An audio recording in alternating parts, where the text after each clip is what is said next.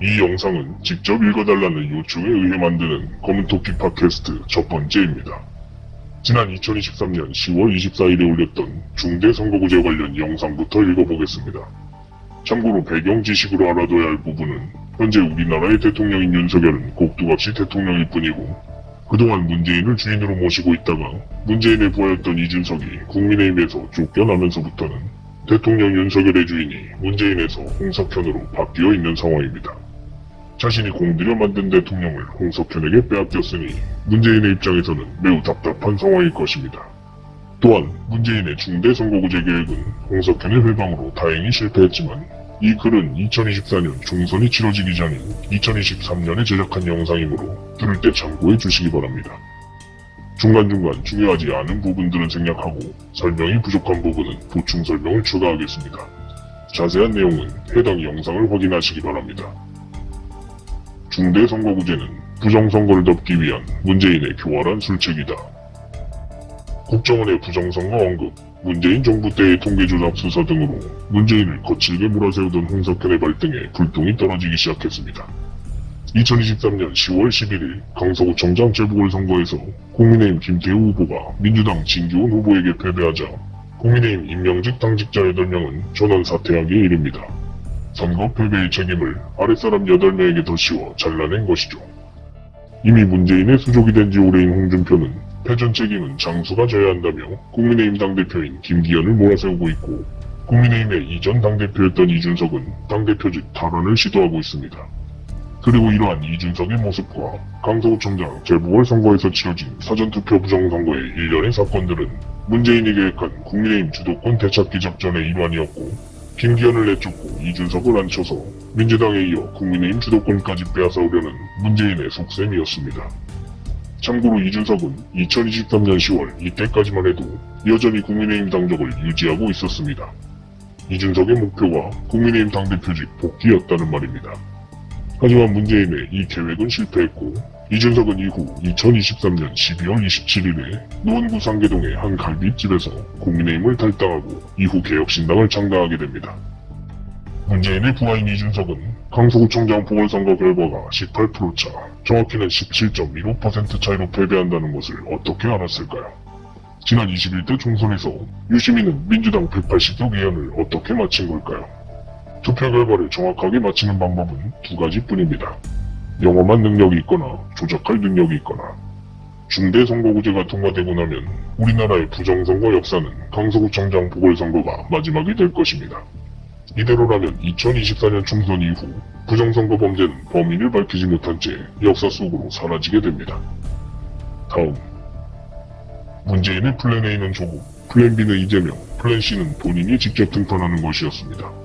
문재인은 플랜 C를 준비하기 위해 성형수술을 한 뒤 문현동 금괴 공범인 김대중 재단, 노무현 재단, 그리고 문재인의 사이제가 주관하는 9.19 평양선언 5주년 서울 행사에 참석하기로 합니다.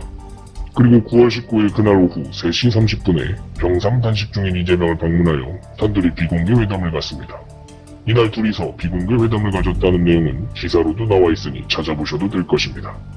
이 비공개 회담에서 이재명은 문재인과 확실한 거래를 했고 2023년 9월 27일에 이재명은 유청훈 판사로부터 구속영장 기각 판정을 받게 됩니다. 구사일생으로 살아난 이재명은 건강 회복을 빌미로 수사 일정을 차일피일 미루고 있고 유청훈 판사는 문재인으로부터 금괴를 몇 덩이나 받았는지 알 수 없는 상황입니다.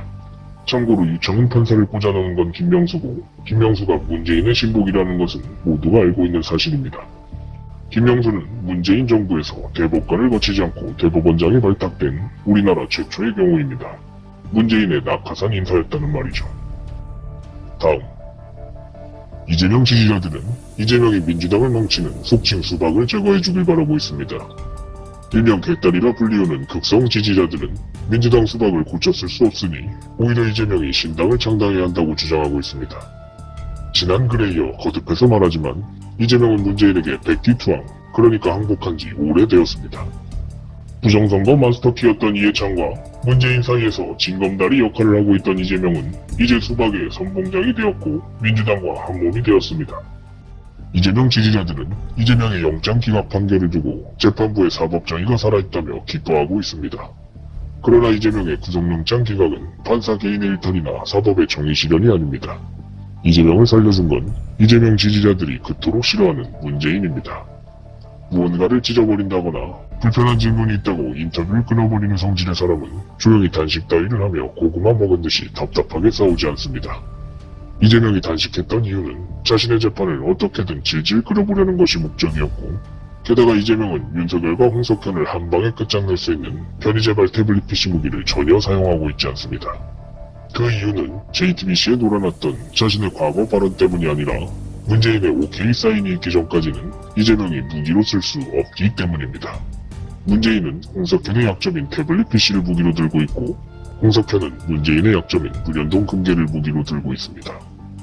문재인과 제19대 국회 법안 처리를 꼴찌 1, 2위를 다투었던 민생에 전혀 관심이 없는 홍익표는 민주당의 원내대표가 됐고, 기사회생한 이재명은 부정선거 범죄가 깨끗하게 세탁될 수 있는 중대선거구제로 치러질 2024년 내년 총선 때까지 야당 당대표로서 여당과 싸우는 척을 하며 시간을 질질 끄는 역할을 맡고 있습니다. 자신의 사법 리스크 방탄을 포함해서 말이죠. 2002년 전자개표기와 2013년 재보궐사전선거부터 시작된 우리나라 부정선거의 역사는 이재명을 포함한 여당, 야당 모두가 알고 있고, 공범들이 여당과 야당 여기저기에 섞여있는 상황이라서 누구나 입법 끝하면 다같이 자멸할 것을 당연히 알고 있습니다. 대부분의 극성 지지자들 또한 자신이 지지하는 정당이 이길 수만 있다면 부정선거를 알게 된다 해도 입을 다무는 선택을 하게 됩니다. 안타깝지만 이것은 현실입니다. 다음, 조국은 문재인의 플랜 A로서 그 첫 번째 이용가치를 다했습니다. 아내를 감옥에서 꺼내기 위해 문재인이 시키는 대로 충성을 다했지만 이재명을 대체하기엔 역부족이었습니다. 결국 이재명에게 구속영장 기각 판정이 떨어진 9월 27일과 같은 날짜에 조국의 아내 정경심이 가석방되면서 가정의 안정을 잠시 되찾았지만 총선이 있는 내년 2024년을 위해 조국은 다시 쓰임새가 생길 예정입니다. 문재인에 의해 자신과 부인, 딸까지 모든 테러가 전환된 조국은 꼭두각시 정치인 말고는 스스로 할 수 있는 게 아무것도 없습니다. 유창훈 판사의 영장 기각으로 다시 살아난 이재명은 윤석열이 자신의 영수회담 요청을 거절했다고 말하고 있습니다. 그러나 윤석열의 2023년 신년 인사회 초대를 무시하고 그 대신 문재인을 만나러 갔던 사람은 이재명입니다. 이재명은 왜 윤석열을 거들떠보지도 않고 곧장 문재인을 만나러 갔을까요? 이재명은 대통령 윤석열이 자신과 같은 꼭두각시 신세임을 누구보다 잘 알고 있고, 홍석현의 국민의힘과는 상종하지 않는다는 것을 문재인에게 공개적으로 알린 셈입니다. 이 말이 무슨 말인가 하면, 이준석이 당대표직을 잃게 되면서 국민의힘 주도권은 문재인에서 홍석현으로 옮겨갔고, 이재명은 그런 홍석현과 윤석열을 무시한 채 문재인에게 잘 보이기 위해 양산을 찾아간 것입니다. 그리고 양산에 온 이재명에게 문재인은 평양 온반을 대접했는데, 평양 온반은 옥바라지 음식으로 알려져 있습니다. 그러니까 자신을 만나겠다고 양산까지 찾아온 이재명에게 얼른 감옥에 들어가라고 문재인이 메시지를 던져준 것이죠. 그럼에도 그 잘난 이재명이 문재인에게는 찍소리도 못하고 있으니 이것이 백기투항한 것이 아니라면 무엇이라고 봐야 할까요? 이들이 언제부터 사이가 안 좋아졌는지는 정확하게 알 수 없으나 추측하기로는 2017년 초에 있었던 민주당 경선 때부터인 것으로 판단됩니다. 이재명의 부인으로 알려진 정의를 위하여라는 해경공 김씨 트위터가 문재인의 아킬레스건인 세월호와 노무현 시체 등을 언급하고 문재인이 대통령이 되면 노무현처럼 될 것이라는 트윗을 남기기도 했고, 남편 이재명 또한 문재인의 투표지 분류기 약점인 18대 대선 부정선거를 주장했고 문재인을 저격하며 부산저축은행 사건을 트윗했다가 곧바로 지우기도 했습니다. 어차피 캡처되어 기사화될 것을 알고 넌지시 언급한 뒤 고의로 지웠다는 말이죠. 이후 2018년에는 방북특별수행원 명단에서 이재명은 북한과 접경하고 있는 경기도지사였음에도 불구하고 문재인에 의해 명단에서 제외된 적이 있습니다. 또한 문재인은 이재명을 비판하는 여러 글에 간접적으로 좋아요를 누른 뒤 자신의 고향이었던 찡찡이가 눌렀다는 핑계를 대기도 했습니다. 다음, 홍석현의 약점은 태블릿 PC입니다. 그러나 홍석현은 박근혜라는 파급력이 큰 무기를 가지고 있습니다. 문재인의 약점은 문현동 금괴입니다. 그리고 무기 또한 금괴에서 나오는 어마어마한 골드머니입니다. 그리고 그 골드머니를 통한 사전투표 부정선거 세력을 함께 가지고 있습니다. 박근혜 대통령을 이용해 먹으려는 홍석현은 아이러니하게도 문재인으로부터 박근혜 대통령을 지키고 있는 상황입니다. 문재인은 이준석을 국민의힘 당대표로 만들어 자신의 컨트롤을 벗어난 윤석열을 다시 취하려 하고 있고, 중대선거구제 이후 온갖 신당 창당의 난리를 통해 20년 넘게 이어진 부정선거 범죄를 덮으려 하고 있습니다. 중대선거구제를 추진하는 가장 큰 이유는 내각제이지만 그 안에 숨겨진 또 다른 목적은 지금껏 자행되었던 부정선거 범죄를 한 큐에 덮는 일입니다. 부정선거는 한번 시작하면 멈출 수 없습니다. 별다른 이유 없이 득표율이 크게 떨어지게 되면 국민들이 알아차리고 의심하기 때문입니다.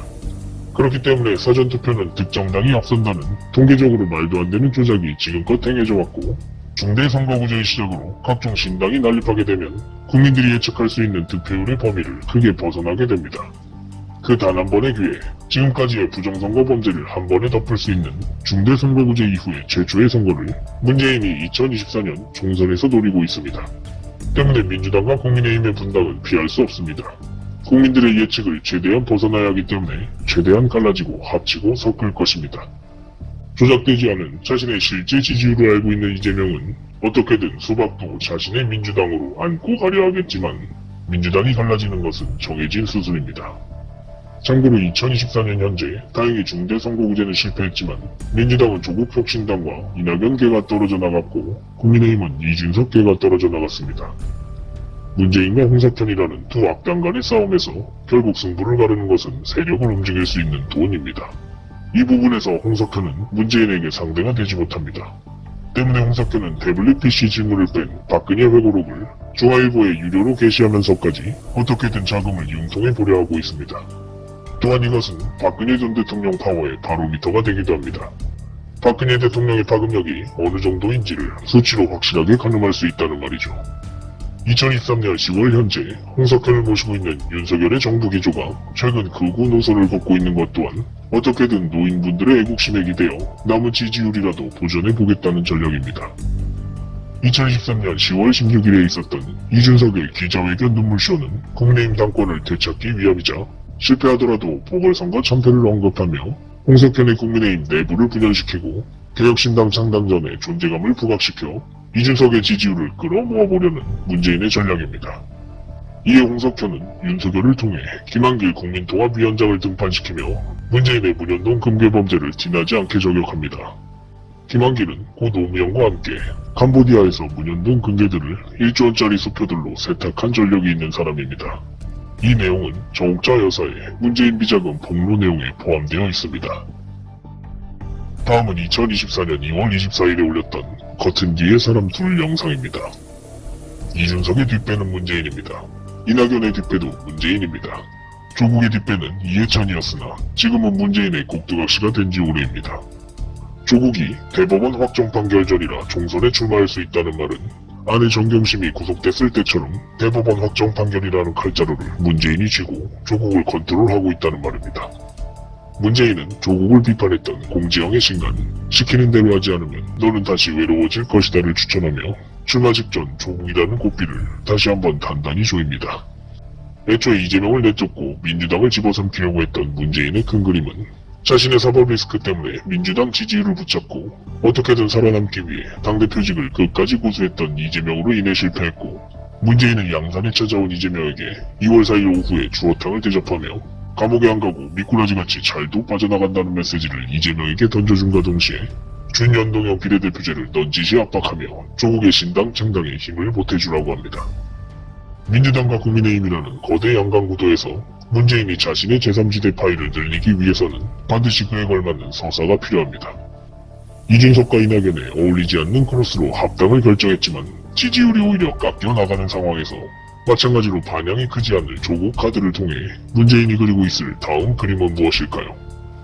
이재명 개인의 사당이 되어버린 민주당 탈당파와 제3지대의 여러 인물들을 조국 신당으로 모두 섞어 시너지 효과를 노리는 것. 문재인이 직접 등판해야 하는 플랜 C 이전에 반드시 펼쳐져야 할 문재인이 그리고 있을 큰 그림일 것입니다. 다음. 한편 영화 건국전쟁과 기적의 시작이 부쩍 입방아에 오르내리고 있습니다. 홍석현이 컨트롤하고 있는 국민의힘은 소위 우파 정당이라면서 5.18 묘소를 단체로 참배하고 전두환을 악마화한 영화 서울의 봄은 각종 단체 관람 등을 통해 천만 관객을 돌파시킵니다. 상업영화는 기본적으로 연 단위의 긴 제작 기간을 가집니다. 전두환을 조명한 영화 서울의 봄과 이승만의 공을 기리는 건국전쟁이 총선을 앞두고 차례로 개봉하는 것. 오래전부터 준비되어 온 홍석현표 리셋코리아가 차근차근 순조롭게 진행 중에 있다는 말입니다. 홍석현은 이승만 건국대통령 기념사업회 회장을 역임한 바 있습니다. 이전 회장은 황교안이었고 현 회장 권영세, 사무총장은 문무일입니다. 참고로 문무일 검사는 문재인 정부에서 초대 검찰총장을 지냈던 사람입니다. 지금의 우리나라 대중들은 정치적으로 스스로 자유롭게 행동한다고 여기지만 우리는 홍석현이 만들어 놓은 트랙에서 열심히 나의 의지로 바퀴를 굴리고 있을 뿐입니다. 그리고 홍석현이 만든 리셋코리아 트랙 밖으로 벗어나는 선택지는 문재인 외에는 존재하지 않습니다. 홍석현의 입김이 들어간 건국전쟁 영화의 초반에는 뜬금없이 필리핀 금괴 대통령 마르코스의 하와이 저택을 등장시키며 우리나라 금괴 대통령인 문재인을 저격하고 필라델피아 서재필 기념관 관계자의 인터뷰를 통해 문재인 정권을 저격하고 있습니다. 문재인과 홍석현은 내란죄와 여적죄 공범이면서도 둘 중 하나가 결국 상대를 제거해야 자신이 주도권을 지는 운명입니다. 다된 영화에 한동훈 뿌리기를 시도한 영화 건국전쟁과 배우 황정민이 전두광으로 분한 영화 서울의 봄, 홍석현의 국민의힘과 그리고 민주당의 입장에서 전두환을 악마화해야 할 이유는 두 가지밖에 없습니다. 홍석현은 전두환 정부에서 대통령 비서실장 강경식의 보좌관으로 근무하다가 1년 3개월 만에 경질된, 그러니까 잘린 전력이 있습니다. 이후 홍석현은 노무현 정부 주미대사 시절 전두환 대통령의 광주 사태에 대해 비판적으로 연설한 바 있습니다. 그리고 북한에서는 5.18 사건을 광주 인민봉기라 부르고 기념하며 영화와 소설 등으로 제작하고 교과서에도 싣는 등 자신들의 자랑스러운 역사로 기록하고 있습니다. 참고로 최근 권영희 전 안기부장의 5.18 관련 북한군 개입의 폭로가 있기도 했습니다. 또한 지난 1978년 당시 김정일에 의해 북한으로 강제로 납치된 신상옥 최은희 부부는 최은희가 왜 자신을 납치했냐며 남한으로 보내달라고 울며 불며 억울해하자 3년만 있으면 남한과 통일되는데 그것도 못 참냐며 3년만 가만히 기다리라고 김정일이 말했다고 합니다. 최은희가 납치된 1978년 1월부터 햇수로 3년이면 1980년이고 광주 5.18 사태는 1980년에 있었던 사건입니다. 또한 최은희는 폭도들이 무기고를 탈취하여 서울로 진격하고 있다는 방송을 당시 북한 내에서 라디오로 들었다고 합니다. 최은희 배우의 해당 인터뷰는 검색창에 최은희 증언이라고 검색하면 볼 수 있습니다. 문재인과 홍석현의 오는 금 위에 김대중이 개봉한 2024년 청룡의 해까지입니다. 다음은 총선이 끝나고 열흘 뒤인 2024년 4월 20일에 올린 영상입니다. 이 글은 연동형 비례대표제의 숨은 목적을 드러내기 위해 적는 글입니다. 중대선거구제. 지난 글에서 이번 22대 총선은 중대선거구제로 치러질 것이라고 예상했습니다. 하지만 그렇지 않았습니다. 문재인이 자신의 문현동 금괴범죄를 감추기 위해서는 반드시 중대선거구제가 필요한 것에는 변함이 없습니다. 내각제를 시작해야 하니까요. 중대선거구제의 취지는 내각제로의 전환 외에도 문재인에게 두 가지 이점이 있습니다. 첫 번째로 중대선거구제는 정치인의 유명세만 있으면 당선되기 때문에 위험도가 있고 비용이 많이 드는 부정선거에서 문재인이 손을 뗄 수 있게 됩니다. 두 번째로 중대선거구제를 통한 내각제의 완성으로 부정선거를 더 이상 할 필요가 없게 되면 문재인은 자신의 부정선거 문제와 문현동 금괴범죄 이력을 동시에 세탁할 수 있습니다. 2023년 초까지도 중대선거구제 도입을 거듭해서 언급했던 윤석열의 정부 기조가 갑자기 틀어진 데에는 이준석이라는 문재인 키드를 따라가야 합니다. 2021년 12월 강용석을 통해 홍석현이 입김이 들어간 가로세로 연구소 유튜브 채널에서 이준석의 성접대 의혹이 두바에 올랐고 이후 이준석은 국민의힘 당원권 정지와 대표직 상실에 이어 한동안 조용히 지내다가 결국 국민의힘을 탈당하고 개혁신당 창당을 선언합니다. 윤석열이라는 꼭두 없이 대통령을 만들어 놓고 이준석을 통해 대리정치를 실현하려고 했던 문재인의 계획은 홍석현에게 중간에 윤석열을 뺏기게 되면서 실패하게 된 것입니다. 윤석열 다음 대통령을 이준석으로 정해놓고 말이죠. 홍석현이 문재인의 중대선거구제를 막아세운 이유는 정확히 알 수 없지만 홍석현이 국민의힘 당권을 장악하기 위해 문재인 키드 이준석을 쫓아낸 이후의 일인 것으로 보아 문재인의 내각제 대한민국이 되는 것을 막고 홍석현의 리셋코리아를 추진하려고 했던 속셈으로 추정됩니다. 두 하이에나들의 의도가 어찌되었건 자신의 세력을 넓히려는 홍석현의 중대선거구제 저지로 인해 자유대한민국은 한숨 돌릴 틈이 생겼습니다. 홍석현의 국민의힘은 이준석을 쫓아낸 이후로도 5.18이나 여순, 4.3 등을 추모하고 전두환을 악마화하며 북한에 러브콜을 보내고 있지만 북한 김정은의 입장에서 남한의 이승만을 인정하는 것은 김일성, 김정일 선대의 유지에 반하는 것이기 때문에 쉽게 성사되기는 어렵습니다. 이준석과 이낙연. 지난 글에서 이준석과 이낙연은 같은 보스인 문재인을 모시고 있기 때문에 조국 신당에 합류할 것으로 예상했습니다. 그러나 이준석과 이낙연은 조국 신당으로 가지 않았습니다. 이준석과 이낙연은 문재인의 사람이 아니었던 걸까요? 아니면 이준석과 이낙연이 합류하게 되면 조국 혁신당의 지지율이 오히려 떨어질 수 있었기 때문일까요? 이번 22대 총선의 비례대표 투표용지 길이는 38개 정당의 51.7cm입니다. 지난 21대 총선의 비례투표용지 길이는 48.1cm였고 35개 정당이 표기되어 수개표를 했었습니다. 당시 투표지 분류기는 24개 정당까지만 처리가 가능했는데 등록된 정당이 11개나 초과하여 어쩔 수 없이 수개표를 하게 된 것입니다. 이에 부정선거 주범인 문재인과 선관위는 이번 총선을 대비해 지난 24개 정당에서 10개나 늘린 34개 정당까지 처리 가능한 신형 투표지 분류기를 146억 원이나 들여 새롭게 도입했습니다. 하지만 이번 총선에서도 34개를 4개나 초과한 38개 당이 비례대표 정당으로 등록해 투표지 분류기는 지난 총선에 이어 또다시 무용지물이 되어버렸습니다. 국내 세금 146억 원이 문재인과 선관위에 의해 버려졌다는 의미입니다. 만일 투표지 분류기를 사용하지 않아야 할 누군가의 목적이 있었다고 가정한다면 38개 당을 만들어버린 새로 생긴 4개의 당은 어느 정당일까요? 그 후보군으로는 이준석의 개혁신당과 이낙연의 새로운 미래, 조국의 조국혁신당, 송영길의 소나무당이 있습니다. 정광훈의 자유통일당과 조원진의 우리공화당, 민경욱의 가가오고 공명선거대안당은 지난 총선에서도 비슷한 다른 이름으로 있었기 때문에 제외합니다. 이준석과 이낙연이 유의미한 지지율도 없으면서 다른 당에 흡수되지 않고 구태여 홀로서기를 고집한 이유는 투표지 분류기를 쓰지 않기 위해 비례정당 34개를 반드시 초과해야 했기 때문입니다. 문재인이 투표지 분류기를 쓰지 않으려고 했던 이유는 국민들에게 수개표를 한다는 안심을 주기 위함입니다. 문재인에게는 어차피 사전투표 부정선거가 있으니까요.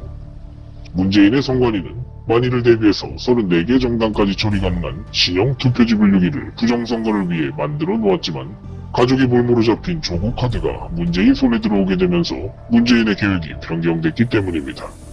결과적으로 이준석과 이낙연은 조국혁신당에 합류하지 않았지만 투표지 분류기를 못쓰게 만들어서 국민들에게 가짜 안심을 심어주기 위해 여전히 다른 곳에서 문재인을 위해 충성을 다한 셈입니다. 이제 중요한 부분입니다. 연동형 비례대표제.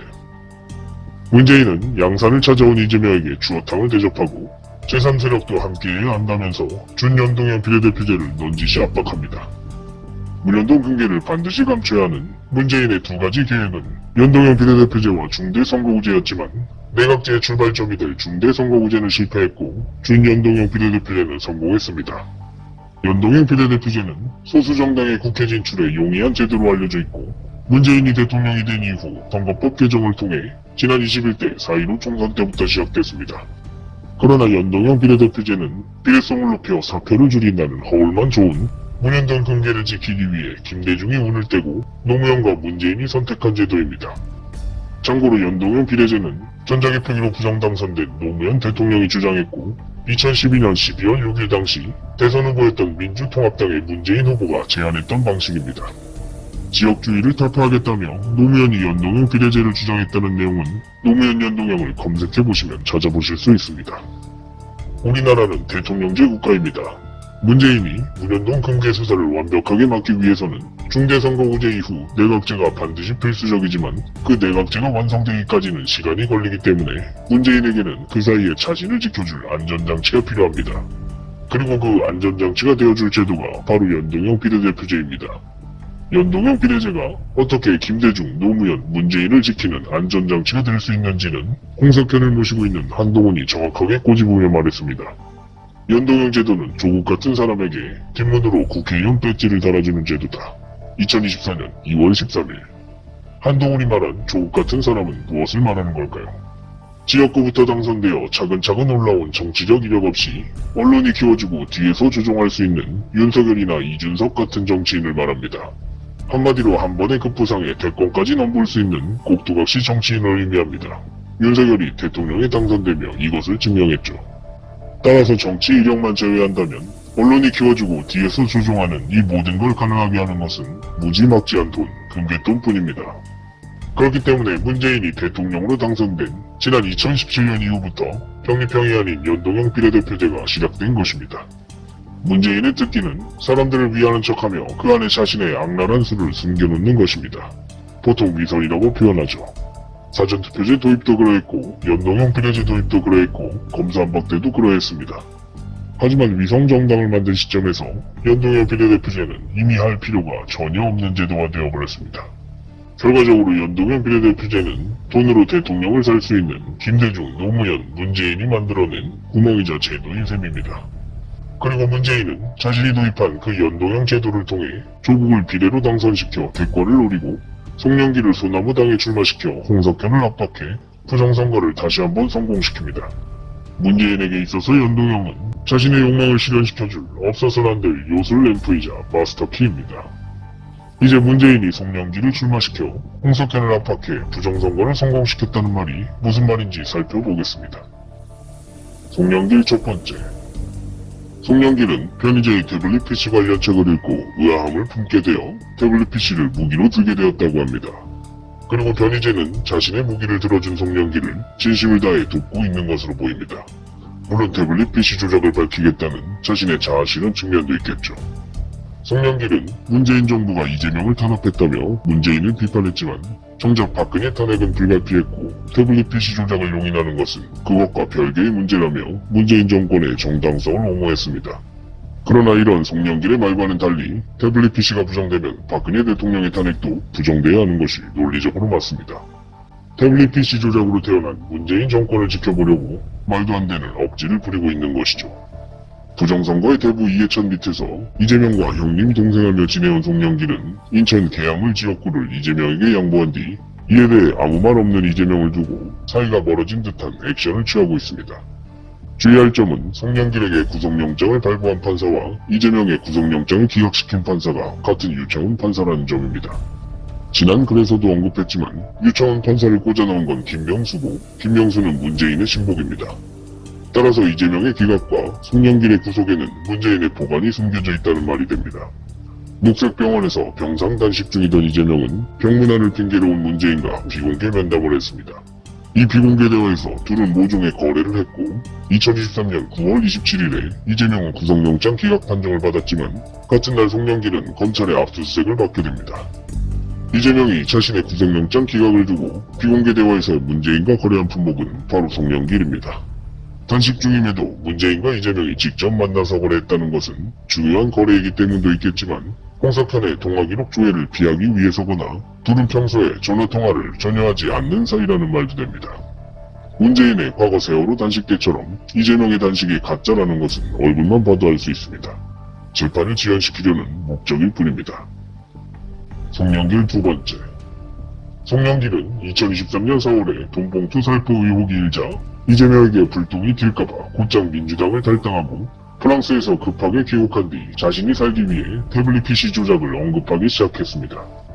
태블릿 PC는 문재인이 홍석현을 끝장낼 수 있는 강력한 무기이지만 홍석현도 자신의 문현동 금괴 사건을 건드릴 수 있기 때문에 대놓고 저격할 수는 없습니다. 문재인이 검수안박을 통과시킨 이유는 문현동 금괴 사건의 수사를 막기 위해 검찰을 식물검찰로 만들고 우리나라를 경찰공화국으로 만들려는 목적이었습니다. 자세한 내용은 커뮤토키 4편을 참고하시기 바랍니다. 그런 문재인이 무기로 쓴 사람이 바로 송영길입니다. 태블릿 PC를 잠시나마 언급했던 송영길은 얼마 전까지 구치소에서 소나무당을 창당하여 아예 본격적으로 국회에서 다룰 준비를 했습니다. 이것이 문재인과 이재명이 비공개 대화에서 거래했을 진짜 물건입니다. 송영길을 통해 홍석현의 국민의힘을 압박하는 것. 그리고 이 거래가 성사됐다는 것은 이재명이 구속되면 확실히 정치 생명이 끝날 만한 무언가를 문재인이 알고 있다는 말이 됩니다. 그렇기 때문에 이재명은 방탄국회를 목적으로 당대표직과 민주당 당적을 절대로 내려놓지 않았죠. 이재명과 송영길은 마치 삼국지에 나오는 주요와 황계의 공육지계처럼 인천 계양을 일하는 지역구를 이재명에게 양보한 뒤 사이가 멀어진 듯한 액션을 취하고 있지만 이것은 태블릿 PC 무기를 든 송영길이 자신은 문재인 이재명과 관계없이 독단적으로 행동하는 것처럼 홍석현에게 보이려는 눈속임일 뿐입니다. 이재명, 송영길, 문재인은 잠시지만 모두가 한패입니다. 홍석현은 문재인에게 가만히 당하고만 있을까요? 홍석현의 반격. 문재인이 송영기를 통해 태블릿 PC를 저격하자 홍석현은 종로에 출마한 고 노무현의 사위인 곽상원을 정조준하며 권양숙의 뇌물수수 사건을 수면 위로 끌어올립니다. 노무현의 딸 노정현이 미국 아파트를 구입한 돈의 출처를 추적하면 박연차가 나오고, 노무현의 죽음으로 수사가 멈췄던 박연차의 돈을 추적하면 문현동 금괴돈이 나오기 때문입니다. 박연차 게이트의 일부인 노정현 환치기 사건은 곽상원 노정현 부부의 미국 아파트 구입 자금에 홍콩 계좌에서 40만 달러가 입금된 혐의의 사건입니다. 중요한 것은 홍콩 계좌라는 점인데, 문현동 금괴들은 북한을 거쳐 홍콩에서 세탁되어졌기 때문입니다. 이 40만 달러를 두고 당시 검찰은 별개의 돈이라고 주장했고, 봉하마을의 문재인 전해철 변호사는 이전에 박연차에게서 받은 100만 달러의 일부라고 주장했습니다. 이 40만 달러가 별개의 돈으로 판단되면 추가 수사가 들어가게 되므로 문재인과 전해철을 포함한 근대 공범들은 범죄가 드러나기 직전에 절체절명의 위기 상황이었던 것입니다. 결국 열흘 뒤인 5월 23일에 노무현 대통령은 부엉이 바위에서 떨어져 사망했고, 피의자 사망으로 인한 공소권 없음으로 검찰의 수사는 모두 종료되었습니다. 이후 이명박 정권 말기인 2012년 2월부터 재수사가 시작됐지만, 당시 이 사건의 담당 검사였던 윤석열 검사가 노정현의 뉴저지 아파트 인근에 뉴욕 출장을 다녀온 후 사건은 집행유예로 마무리되었습니다. 결과적으로 현재 우리나라의 대통령인 윤석열은 당시 노정현 40만 달러 사건의 담당 검사로서 문현동 금괴 사건의 수사를 덮은 셈이 됐고, 태블릿 PC 조작에도 가담했으므로 문재인의 범죄와 홍석현의 범죄 양쪽 모두에 발을 담그고 있는 상태입니다. 이 이야기는 최근 2024년 7월 25일부터 오마이뉴스를 통해 영부인 김건희가 최재형 목사에게 보낸 카카오톡 대화 내용 중에서 자신의 남편 윤석열이 당시 노정현 40만 달러 수사를 덮어줬다고 고백한 바 있습니다. 홍석현은 문재인의 문현동 금괴를 대놓고 저격하고 싶어도 그럴 수가 없습니다. 자신의 하나 남은 방패이자 공격 수단인 윤석열이 연루되어 있고, 자신에게 지원 사격을 해줄 같은 원불교인 김무성도 2002년 당시 부산 남구을의 국회의원으로서 문재인과 문현동 금괴 사건의 공범이기 때문입니다. 김무성은 부정선거에도 연루되어 있는 사람이고, 이러한 이유들 때문에 문재인이 김무성의 딸 결혼식에 초대도 안 했는데 허겁지겁 참석한 것입니다. 금괴. 문현동의 금괴들은 노무현 정부 때 북한을 통해 지금은 완전히 중국 땅이 되어버린 홍콩에서 세탁되어졌고, 시진핑을 포함한 중국의 수뇌부들은 당연히 이 사실을 알고 있습니다. 그렇기 때문에 문재인이 2017년 중국을 방문했을 당시 우리나라의 대통령임에도 불구하고 혼밥을 하고, 대통령 동선의 모든 과정을 지지하기로 약속받은 한국 기자들이 중국 경호원들에게 폭행을 당하기도 했고, 중국 서열 20위의 왕이 외교부장이 한 국가의 수장인 문재인의 팔을 서슴없이 툭툭 쳐댄 것입니다. 자세한 내용은 검은토끼 2편을 참고하시기 바랍니다. 일본의 수뇌부들도 문현동 금괴 사건을 당연히 알고 있습니다. 1945년 7월 3일에 조선 총독부가 땅끝에 있는 이 불모지의 땅 문현동 1219-1번지를 갑자기 소유한 것이 그것을 증명합니다. 문현동 금괴 사건은 사실입니다.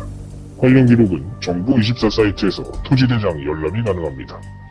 김대중이 문현동 금괴를 꿀꺽하기로, 그러니까 북한을 통해 홍콩에서 세탁하기로 마음먹은 2002년부터 김대중, 노무현, 문재인은 당연하게도 중국과 북한에게 약점 잡힌 상태가 됩니다. 자그마치 1000명에 달하는 조상님의 유골들은 거창기업으로 위장한 부산 문현사동 1219-1번지 지하에 현재도 여전히 묻혀 있습니다. 이를 두고 금괴 사건이 만약 사실이라고 해도 문재인이 돈으로 유골들을 전부 치웠겠지라고 생각할 수도 있습니다. 하지만 바로 위에 부산 오션파라고 아파트 단지를 지어놓고 바로 옆에는 해링턴 마레 아파트까지 공사 중인 상황에서 정작 굴출 입구인 거창기업 장소만 그대로 둔 것은 매우 이상합니다. 거창기업 아래 붙여있는 유골들은 100구도 아니고 200구도 아니고 1000여 구에 육박합니다. 정확히는 약 980여 구로 추정됩니다. 돈이 아무리 많은 김대중, 노무현, 문재인이라도 유골 1000여 구를 기안나게 제거하는 것은 불가능에 가깝습니다. 유골을 뒤처리할 장소와 필요한 인원들은 어떻게 구할 것이며, 고사와 천도제도 여러 번 지낸 것을 보면 금괴 탈취범 본인들도 꺼려하는 일입니다. 천도제를 지냈다는 기사는 어뢰공장 합동추모제라고 검색하면 찾아보실 수 있습니다. 결정적으로 거창기업에 뚫려있는 직경 60cm짜리 수직구를 두꺼운 철판과 콘크리트로 덮을 만한 합당한 이유가 없습니다. 저는 이 발언과 관련한 영상을 소유 중입니다.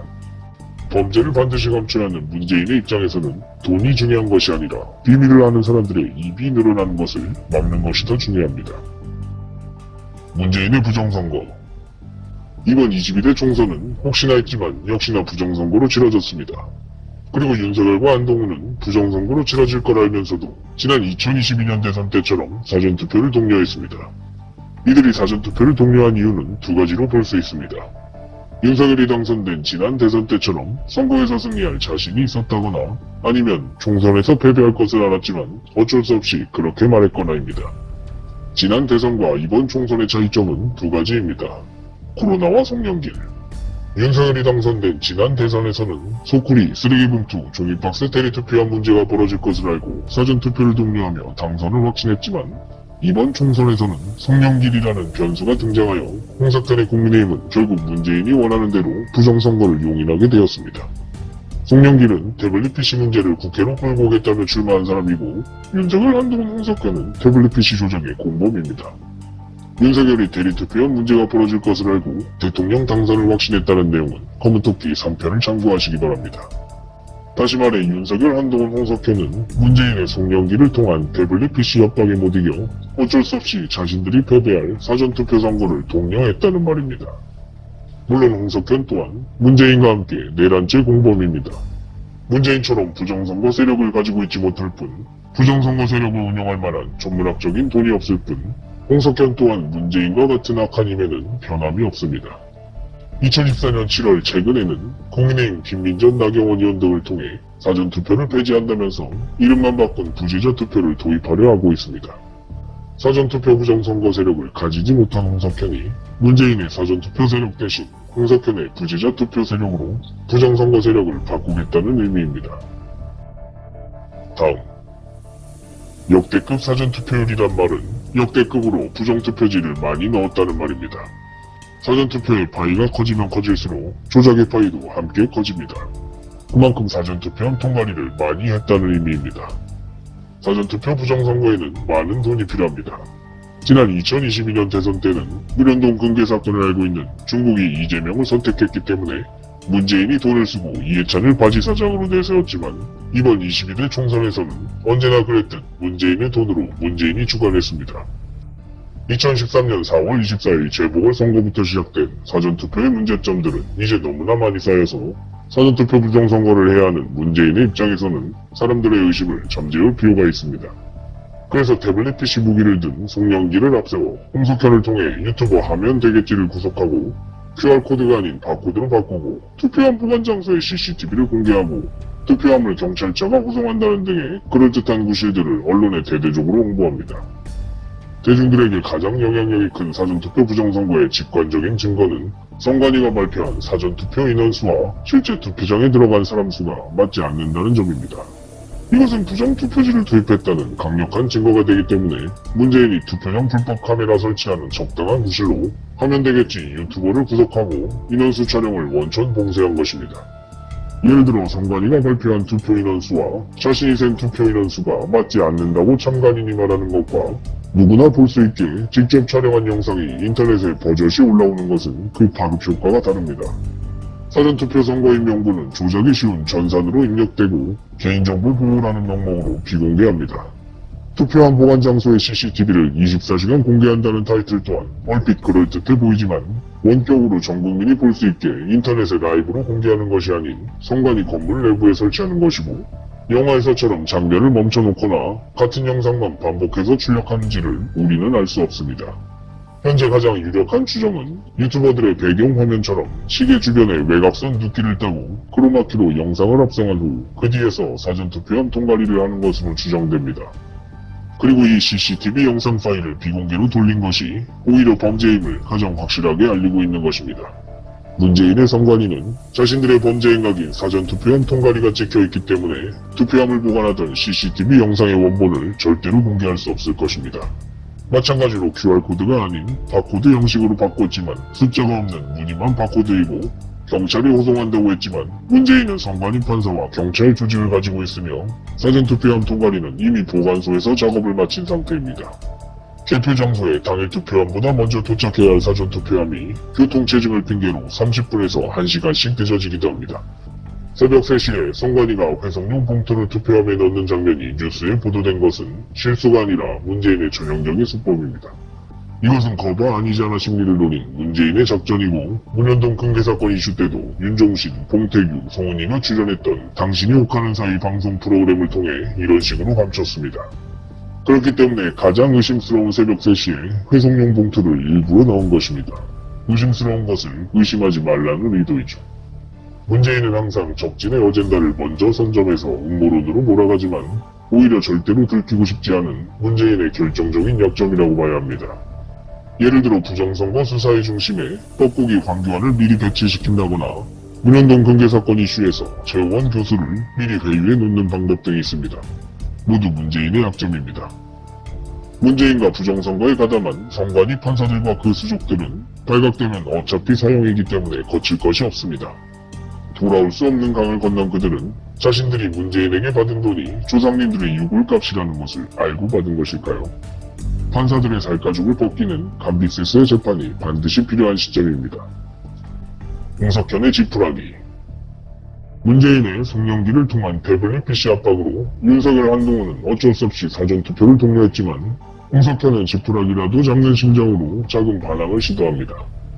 사전투표 부정선거는 검은토끼 2편에서 언급했듯이 전국 각지에 빵 배달을 핑계로 부정투표지를 운반할 삼립빵 트럭이나 파업 중인 민노총 택배 차량이 없으면 불가능합니다. 이에 홍석현은 삼립빵의 SPC 회장 허영인을 구속하여 부정선거의 가능성 중 하나를 차단했습니다. SPC 그룹의 허영인 회장은 검찰 소환 불응으로 2024년 4월 2일에 체포됐고 사전투표가 시작되는 4월 5일에 구속됐습니다. 하지만 사전투표 부정선거는 보란듯이 성공했고 이렇다 할 배달 사고 뉴스가 없는 것으로 보아 부정선거는 전보다 더 치밀해지고 교묘해졌다고 봐야 합니다. 전국에는 182개의 선관위 임시사무소가 있습니다. 지난 21대 4.15 총선 때만큼의 배춧잎, 화살표 등의 투표지 이슈도 없는 것으로 보아 부정투표지 제작업체도 문재인이 더 정교한 곳으로 바꾼 것으로 추정됩니다. 방송 3사 선관위 출구조사를 믿을 수 없었던 홍석현은 지난 대선부터 JTBC로 하여금 자체 예측조사를 실시해 이번 총선에서는 방송 3사보다 더 높은 정확도를 보였습니다. 송영길의 태블릿 PC 압박에 두 손 두 발 든 홍석현은 문재인에게 완전히 꼴이 내린 상황입니다. 황교안과 민경욱 등이 부정선거를 열심히 주장하다 마지막에 중국이나 북한 탓으로 돌리는 것은 문재인이 가장 원하는 것입니다. 부정선거의 범인이 문재인이기 때문입니다. 홍석현은 자신보다 나이도 어리고 과거 풍산금속의 변호사 일이나 하던 문재인에게 주도권을 뺏기고 싶지 않을 것입니다. 이 둘의 싸움은 태블릿 PC와 문현동 금괴 서로의 결정적인 약점을 물듯 물지 않는 세력 싸움이며 예수회와 삼국회의 싸움이고 사이제와 여시제의 싸움이며 문재인과 홍석현의 싸움입니다. 한동훈. 자신을 감옥에 보낸 한동훈을 만나기 싫었던 박근혜 대통령은 윤석열과의 첫 번째 만남 때와 마찬가지로 비공개 사진 촬영만 하는 것으로 타협합니다. 박 대통령과 한동훈의 만남은 기사에 의하면 고작 30분입니다. 인사하고 차 마시고 사진 찍고 하기에도 타이트한 시간입니다. 별달리 이야기를 나눈 것이 없다는 말이죠. 그저 4.10 총선을 앞두고 국민의힘 승리를 위해 홍석현이 박 대통령을 꼭두각시로 이용했을 뿐입니다. 자신을 칼로 찌른 사람과 웃으며 사진을 찍어야 하는 박 대통령의 마음은 어떤 심정일까요? 나라를 사랑하는 마음 외에는 달리 설명할 길이 없습니다. 참담한 애국심, 자신이 희생되더라도 좌파는 안 된다는 마음, 그리고 그 좌파는 안 된다는 마음이 다시 한번 박 대통령을 일어서게 할 때가 올 것입니다. 박근혜 대통령이 유영아의 정체도 몰라보고 윤석열 한동훈이랑 어울린다며 답답해하고 실망하는 지지자들이 많습니다. 하지만 박 대통령이 문재인이라는 소나기를 피해 홍석현의 처마 아래서 잠시 쉬고 있을 뿐이라고 생각함이 좋습니다. 홍석현의 처마 미치니 홍석현의 영향이 아예 없을 수는 없겠지만 문재인이었다면 박 대통령은 진작에 돌아가시고 병환으로 사망했다고 보장되어졌을 것입니다. 이것은 홍석현이 상대적으로 착해서가 아니라 문재인에게는 금괴를 통한 무한에 가까운 돈이 있기 때문에 홍석현에 비해 쓸 수 있는 카드가 더 많기 때문입니다. 다시 말해 문재인에게 있어서 박근혜 대통령의 이용 가치가 홍석현에 비해 상대적으로 떨어진다는 의미입니다. 같은 날인 3월 26일 한동훈 원톱체제 스피커가 지루하다며 문재인은 이준석과 같은 포지션인 유승민 등판론을 언론에 흘려 국민의힘 흔들기를 시도합니다. 유승민은 이준석의 아빠 친구입니다. 이것은 문재인의 홍석현 국민의힘 흔들기로 서로가 상대를 향해 써먹었던 서동요 수법입니다. 가령 홍석현이 공천대제 살생부를 여의도 정가에 찌라시 형태로 뿌려서 이준석계를 제거하려 하거나 윤석열이 총선 패배 후에 박영선 국무총리, 양정철 비서실장 등을 거론했다며 문재인이 언론에 일부러 흘리는 것들입니다. 여의도 정가에 떠도는 소문, 익명의 관계자, 익명의 측근에 따르면 커뮤니티에서 화제가 되고 있다 등의 방식으로 자신들이 원하는 어젠다를 익명으로 심어놓고 언론을 통해 조명하는 방식입니다. 그리고 이것들을 모두 가능하게 하는 것은 역시 돈뿐입니다. 영화 댓글부대. 다음 날인 3월 27일에는 손석구 주연의 영화 댓글부대가 개봉했습니다. 그리고 펜코라는 FM코리아 커뮤니티에서는 소나무당 띄워주기가 한창입니다. 문재인의 지령을 받고 소나무당을 창당한 민주당 출신 송영기를 20대에서 30대 보수층이 주로 접속한다는 펜코에서는 왜 갑자기 띄워주는 걸까요? 펜코에서는 소나무당 추천을 줄여서 소추라고 합니다. 그런데 레디컬 페미니즘 사이트였던 워마드와 메갈리아가 조롱의 의미로 사용했던 한남 소추와 단어가 같습니다. 그저 우연일까요? 이재명과의 거래를 통해 송영길로 하여금 소나무당을 창당하게 만든 사람은 문재인이고 과거 워마드와 메갈리아를 키워준 사람 또한 문재인입니다. 자세한 내용은 검은토끼 2편을 참고하십시오. 그리고 문재인이 이대남 등의 신조어로 이준석을 키워준 커뮤니티는 FM코리아, 즉 펜코입니다. 문재인은 노면 살해 사건의 공범인 김경수를 통해 얻은 킹크랩 댓글부대 추천수 조작 매크로 프로그램으로 펜코에서 이준석을 키워줬던 것처럼 소나무당 추천 세력을 만들고 있습니다. 그리고 소추라는 단어를 만들어서 마치 대중들의 자연스러운 밈 현상인 것처럼 문재인 자신의 아이디어를 기생충처럼 박아놓고 있습니다. 워마드와 메갈리아가 조롱의 의미로 사용했던 소추와 소나무당 추천을 동일한 단어로 묶어 문재인이 둘 모두 자신의 작품임을 알리고 있는 셈입니다. 정신병자의 말처럼 들리겠지만 이것이 예술의 소시오패스, 문재인이 세상과 소통하는 방식입니다. 문재인은 항상 이런 방식으로 자신만의 이스터에그를 남겨놓습니다. 결국 메갈리아의 패미를 키워준 것도 펜코의 반패미를 키워준 것도 모두 문재인입니다. 문재인의 댓글 부대는 100원, 클리앙이건 좌우를 가리지 않고 원하는 곳에서 댓글 작업을 시작할 수 있습니다.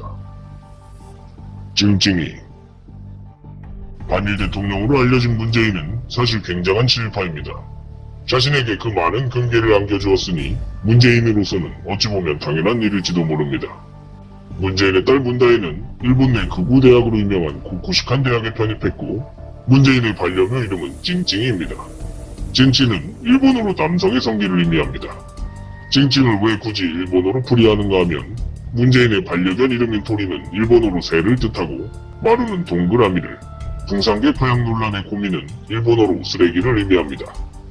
문재인은 누나와 동생이 관계하는 끈친상간 어덜트 비디오 표지를 자신의 트위터에 게시한 바 있습니다. 순정녀 방송 프로그램의 캡처 장면인 입국심사 섹스 항목 체크를 게시한 적도 있고 소라넷 계정을 팔로우한 이력도 있습니다.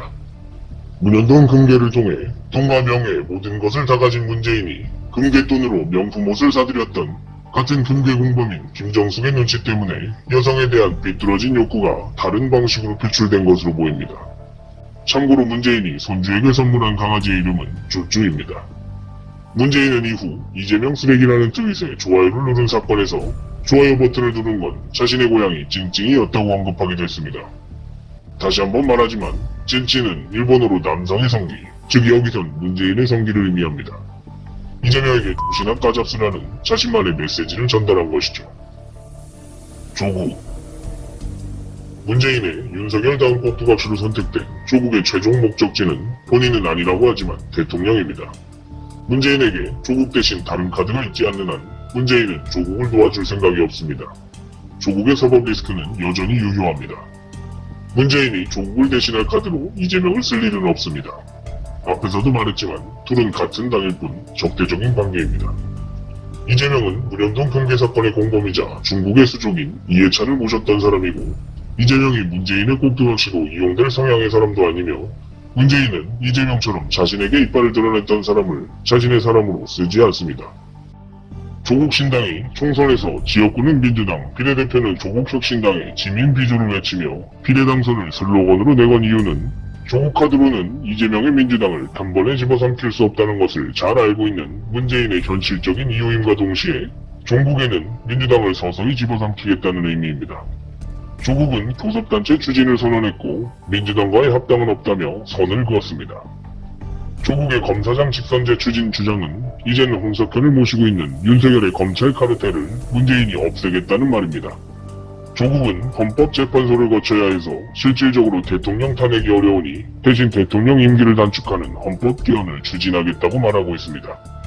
문재인을 같은 보스로 모시고 있는 이준석과 천하람도 동시에 개헌을 주장하고 있습니다.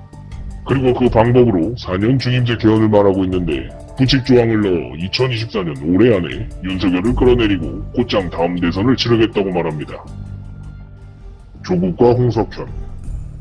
일각에서는 조국의 배우가 홍석현이고 한동훈과 조국이 약속 대련을 하고 있다고 말하는 사람들이 있습니다. 물론 한동훈의 배우는 홍석현이 맞습니다.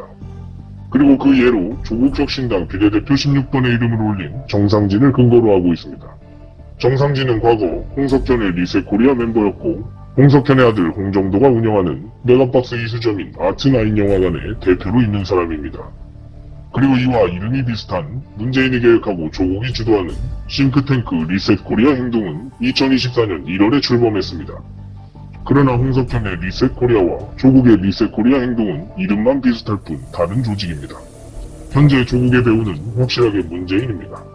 정상진은 문재인의 부하 김어준과 함께 각종 다큐 영화를 제작한 이력이 있습니다. 애초부터 문재인의 사람이었다는 말이죠.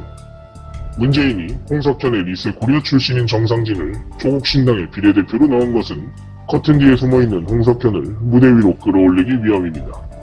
마찬가지로 문재인이 2024년 1월에 홍석현의 리셋코리아와 이름이 비슷한 리셋코리아 행동을 출범시킨 이유도 홍석현을 무대 위에 올리기 위함입니다. 문재인은 뻔히 보이는 얕은 수를 쓰지 않습니다.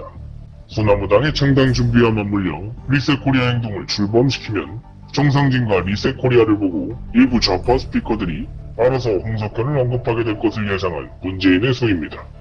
만일에는 김어준 방송을 통해서도 언급할 수 있겠죠. 문재인의 입장에서 자신은 무대 앞에 나와 있고 홍석현은 무대 뒤에 숨어 있기 때문에 불리한 상황입니다. 만일 조국의 배우가 홍석현이라면 3월 21일에 시작된 검찰의 정상진 박스오피스 조작 혐의 수사는 설명하지 못합니다. 결국 홍석현은 총선 승리를 위해 정상진 수사에 이어 3월 28일에 조국혁신당 비례대표 1번 박은정의 재산을 걸고 넘어지며 조국의 주변부를 압박하기 시작합니다. 이준석. 문재인의 총아 이준석은 강서구청장 보궐선거 결과가 18% 차로 패배한다는 것을 어떻게 알았을까요? 지난 21대 총선에서 유시민은 민주당 180석 예언을 어떻게 맞췄을까요? 이번 22대 총선에서 민주당 선거상황실장 김민석은 사전투표율 31.3%를 어떻게 맞힌 걸까요? 거듭 말하지만 투표율이나 투표 결과를 정확하게 맞히는 방법은 두 가지뿐입니다. 영험한 능력이 있거나 조작할 능력이 있거나. 우리나라를 쥐락펴락하는 문재인은 자신만의 이스터에그를 항상 이런 식으로 숨겨놓습니다. 마치 마인크래프트의 청와대 지붕 속 금괴처럼 말이죠. 그 가벼운 울보 이준석이 자신의 출구조사 패배를 본 후에도 그저 덤덤히 결과를 지켜보자고 말할 수 있었던 배경에는 반드시 문재인이 있습니다. 자신의 당선이 48시간 무방 유세 때문이라는 그럴듯한 명분을 깔아두고 마이너스 4선을 목전에 앞두고도 그렇게 태어날 수 있었던 배경에는 반드시 문재인이 있습니다. 이준석은 똑똑한 친구입니다. 문재인에게 줄을 잘 서면 패배할 선거도 부정선거로 이길 수 있고 자신의 정치 인생에 꽃길이 열린다는 것을 누구보다 잘 알고 있습니다. 무기와 약점. 홍석현의 무기는 대통령 윤석열과 검찰입니다. 박근혜 대통령도 수중에 두고 있습니다. 그리고 약점은 태블릿 PC입니다. 문재인에게 잠시 반항했지만 2024년 4월 21일 기준으로 거의 항복한 것으로 보입니다. 문재인의 무기는 금괴를 통한 송관이와 사법부 판사들이고 약점은 아무도 믿지 않는 문현동 금괴 사건입니다. 또한 문재인은 지난 19대 대선에서 41.08%라는 부정선거로 당선됐는데 문재인은 지난 18대 대선에서도 투표 지불력이 부정선거를 시도했다가 박근혜 대통령에게 밀려 패배한 바 있습니다. 당시에는 사전투표가 없었고 이후 문재인은 법무부 장관이었던 황교안을 통해 사전투표를 문제없이 제도화시킵니다. 이재명은 더 이상 거론할 가치가 없습니다. 문재인에게 항복한 지 오래되었습니다. 총선 승리 후의 표정이 모든 것을 말해줍니다. 윤석열과 싸우는 척하며 조국에게 서서히 민주당 주도권과 대권을 내줘야 하는 자신의 역할을 잘 알고 있습니다. 이재명은 표정관리가 잘 안되는 정치인 중의 하나입니다. 조국은 맹탕인 사람처럼 보이지만 마음속에 나름의 송곳니는 가지고 있을 것으로 판단됩니다. 자신의 가족을 멸문지화시킨 사람이 누구인지를 잊지 말고 때가 되면 주인을 무는 짐승이 될 수 있기를 바랍니다. 문재인에게 충성한 조국은 서울대 교수직 파면에서 해임으로 감경되어 퇴직금 전액을 받을 수 있게 됐고, 딸 조미는 입시 비리 혐의 재판에서 벌금 1,000만 원을 받아 검찰이 이에 불복하여 항소했습니다. 눈치 빠른 홍준표는 역시나 문재인의 추종자답게 한동훈을 비판하고 이준석을 추켜 세우며 송영길을 풀어달라고 외치고 있습니다. 모든 것을 거머쥔 문재인은 자신과 조국의 배후에 홍석현이 있다는 프레임을 만들며 자신의 모든 죄를 홍석현에게 뒤집어 씌우려 하고 있습니다. 사라진 투표함. 범죄는 꼬리가 길면 밟히는 법입니다. 이번 22대 총선에 인천 미추홀굴 개표소에서는 투표함 10개 중 3개가 들어오지도 않았는데 벌써 개표를 시작했고, 개표 결과가 이미 발표되어 있는 놀라운 상황이 벌어졌습니다. 각각 을이 동시에 개표되면 안 되는데 섞어서 개표했고, 그렇게 각 동의 표가 다 섞인 상태에서도 동별 득표수가 게시되는 놀라운 상황이 벌어진 것입니다. 이에 민주당의 남영희 후보가 이의 제기를 했고, 우여곡절 끝에 선관위는 개표 시작 14시간 후인 다음날 아침 8시에 사라진 투표함 3개를 가져왔습니다. 급하게 만들어 왔다고 봐야겠죠. 그러나 이후 남영희 후보는 전화 한 통을 받은 후 선관위의 선거 결과에 승복하겠다며 재검표 요구를 취소합니다. 해당 영상은 박시영 TV의 남영희 선관위의 대치 현장이라고 검색하시면 보실 수 있습니다. 남영희 후보는 1025표 차이로 낙선했는데 투표함 3개는 5000표가 넘습니다. 그럼에도 왜 재검표를 하지 않기로 결정한 걸까요? 윤석열에게 0.7%로 패배한 이재명도, 김동연에게 0.14%로 패배한 김은혜도 아슬아슬하게 탈락한 후보들이 아무도 재검표를 요청하지 않습니다. 남영희는 이미 지난 21대 총선에서도 같은 윤상현을 상대로 고작 171표 차이로 패배했음에도 생각이 짧았다며 재검표를 포기한 바 있습니다. 이들이 재검표를 하지 않는 이유는 2가지입니다. 누가 이겼건 부정선거 자체가 절대로 드러나선 안 되기 때문이거나 재검표를 해도 결과는 마찬가지이기 때문입니다. 노무현이 당선된 지난 2002년 대선 재검표 때처럼 선관위가 조작된 득표율에 맞춰 가짜표를 만들어 넣은 뒤 재검표를 허락합니다. 충남 홍성에서는 봉인지 스티커를 뗐다 붙인 흔적이 남아있는 투표함 7개와 뚜껑이 열린 채로 들어온 투표함 1개가 발견되기도 했습니다. 제주, 포항, 구미에서도 마찬가지였고, 이번 2024년 총선은 기표를 안 한 무효표 투표지가 역대 최다였습니다. 지난 총선까지 포함하면 사전투표 부정의 증거는 이제 너무나도 차고 넘쳐서 이 글을 전부 설명할 수는 없습니다. 이것은 좌우의 문제가 아닙니다. 옳고 그름의 문제입니다. 사전투표를 했던 우리나라의 많은 사람들은 투표날에 나의 소중한 한 표라는 쓰레기를 버리러 매번 투표소까지 다녀온 것입니다. 부정선거를 외치는 사람들은 가장 중요한 것을 놓치고 있습니다. 부정선거가 성공하려면 반드시 많은 돈이 필요합니다. 그 천문학적인 돈은 어디서 나오는 걸까요? 문현동 금괴를 믿지 않으면 부정선거를 포함한 우리나라 정치의 모든 퍼즐은 맞춰지지 않습니다. 그리고 선관위가 싫어하는 부정선거의 각종 정황 증거들은 모두 무시하고 문재인이 그리고 언론이 보도하는 소위 팩트만 운운하며 부정선거를 믿지 않는 사람들 때문에 우리나라가 망국의 직전인 여기까지 오게 되었습니다. 문재인이 맛있게 끓여온 라면이 첫 숟갈은 너무 짜고 2번째 숟갈에서는 맹물이 나올 수 있다고 믿는 사람들 때문입니다. 마치 사전투표와 당일투표의 차이점처럼 말이죠. 변희재. 논리만으로 움직이는 사람은 자신의 논리가 틀린 것을 받아들일 때에도 논리가 필요합니다. 변희재 후보는 소나무당의 막바지 여론조사와 빅데이터 추세로 봤을 때 비례정당 봉쇄조항 3%를 당연히 넘겼어야 한다고 토로하고 있습니다. 소나무당은 0.43%의 득표율을 기록해 원내 진입에 실패했고, 이로 인해 소나무당이 5억의 펀딩 금액을 최대집 후보가 3억 3천의 선거 비용을 빚으로 지게 되었다고 합니다. 결혼을 앞두고 있는 변희재 후보 또한 결혼자금을 최대집 후보에게 전부 빌려줬다고 언급한 바 있습니다. 소나무당의 약진에 비해 현저히 낮은 득표율에 의구심이 생긴 변희재 후보는 지금껏 자신이 부정했던 부정선거 문제를 다뤄볼 수 있는 논리가 생겼습니다. 소나무당 비례 이번의 변희재 후보는 이번 선거 패배의 당사자이기 때문에 부정선거가 아니라고 주장했던 그동안의 논리를 벗어날 수 있는 기회가 생겼습니다. 소나무당과 자유통일당, 정의당이 기표한 투표지들은 모두 기표를 안 한 투표지인 무효표의 투입과 함께 조국혁신당으로 옮겨졌습니다. 문재인의 지시를 충실히 수행한 송영길은 17.38%의 득표율로 요즘 감옥은 편하다는 변희재 후보의 말에 의하면 감옥에 편히 앉아서 선거비용 전액을 보전받게 되었습니다. 참고로 15% 이상 득표한 후보는 선거비용 전액을 나라가 부담합니다. 민주당 후보 245명 전원은 모두 15% 이상의 득표율로 지난 총선에 이어 이번에도 선거비용 전액을 국가가 부담하게 되었습니다.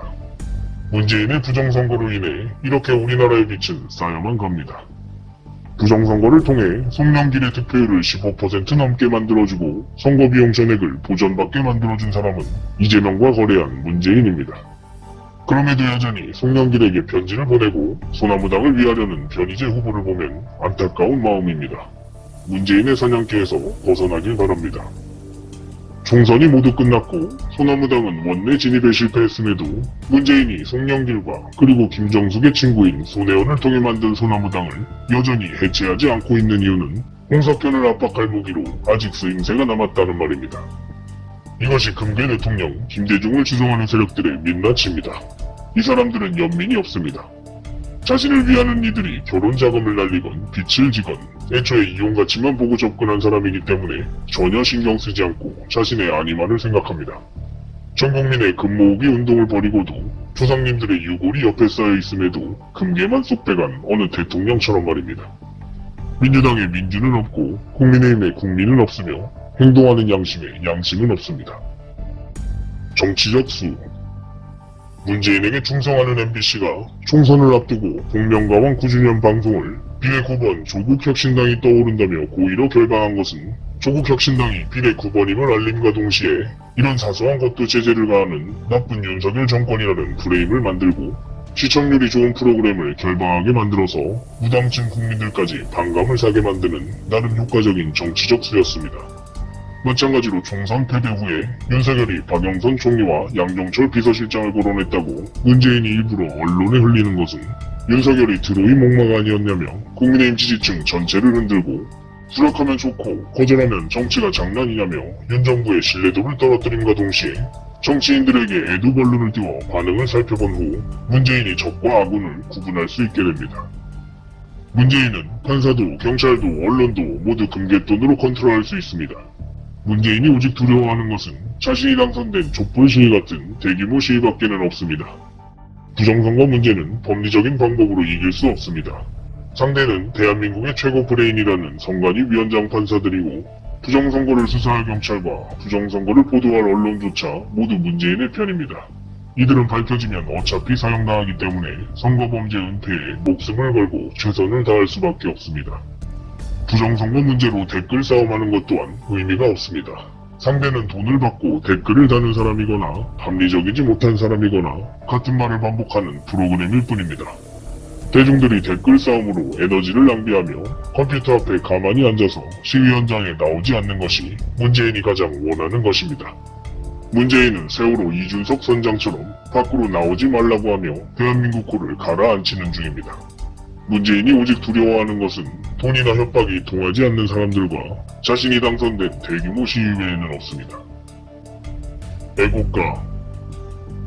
대한민국이 중국의 속국이 될 뻔한 이해찬의 계획을 문재인이 막아세우고 내각제 대한민국이 실현되기 직전에 문재인의 계획을 홍석현이 막아세우고 조국으로 민주당을 집어삼켜 서둘러 대권주자로 만들려는 문재인의 계획을 이재명이 조금이라도 늦추고 있는 것을 보니 하느님이 보호하사 우리나라 만세라는 애국가의 가사처럼 정말로 어떤 미지의 존재가 대한민국이 망하지 않도록 보호하고 있음은 아닐까요? 거악인 문재인을 방해할 차악인 홍석현과 이재명을 배치해 두신 것은 정말로 하느님이라는 존재가 어떠한 이유로 대한민국을 선택했다고 볼 수밖에는 달리 설명할 길이 없습니다. 그렇지 않았다면 자유대한민국은 벌써 사라졌을 테니까 말입니다. 물론 지금도 사라지고 있는 중입니다. 결과적으로 사전투표와 연동형 비례대표제와 검수완박은 문재인이 자신의 금괴를 지키기 위해 추진했던 제도였을 뿐입니다. 잊혀지고 싶다던 문재인이 총선에 등장한 것은 자신이 직접 등판해야 하는 플랜 C 카드까지 모두 사용했다는 의미입니다. 문재인은 조국이 마지막 카드입니다. 2024년 8월 현재 최근 문재인은 눈가에 성형수술을 한 것으로 보아 이재명을 믿을 수 없는 문재인이 마지막으로 본인이 직접 등장하려고 할 가능성이 있습니다. 문재인이 그동안 자신이 만든 윤석열과 싸우는 척을 했던 것은 가짜이지만 최근 총선을 앞두고 70평생에 이렇게 못하는 정치는 처음 본다며 윤석열을 끌어내리겠다고 한 말은 진짜입니다. 문재인은 현재 자신이 만든 윤석열을 홍석현에게 뺏긴 상태입니다. 문재인은 이번 2024년 총선을 중대선거구제로 진행시키지 못해 다시 한번 부정선거를 시도한 것이 자신의 가장 큰 패착이 될 것입니다. 문재인이 했던 모든 말과 행동, 추진했던 정책들은 문현동 금괴를 감추기 위한 것으로 바라보면 해석이 간단해집니다. 지난 2003년 1월 24일에 정치를 안 하겠다고 말했던 문재인은 노무현을 제거하고 난 뒤 문현동 금괴를 완벽하게 감추려면 결국 자신이 대통령이 되는 길뿐이라고 결심하고 정치를 시작한 사람입니다. 문재인은 정말 영악한 대통령입니다. 그 좋은 머리를 나라를 위하는 데 쓰지 않고 오직 금괴를 감추는 데에만 썼을 뿐입니다. 문재인의 부정선거로 나의 소중한 한 표가 사라졌다는데 선관위의 말만 믿으며 가만히 있는 사람들은 내 아이가 사라졌다는데 아직 사실 확인이 제대로 안 되었다며 가만히 있는 부모와 같습니다. 무언가 잘못되어 간다는 느낌이 들 때는 때론 직관을 따라야 할 때가 있습니다. 드러난 팩트만 쫓는 사람들은 언제나 10걸음 느릴 수밖에 없습니다. 모든 것이 드러난 때에는 이미 늦은 때입니다. 대규모 시위의 도화선이 될 그날이 오기를 바라며 글을 마칩니다. 2024년 4월 20일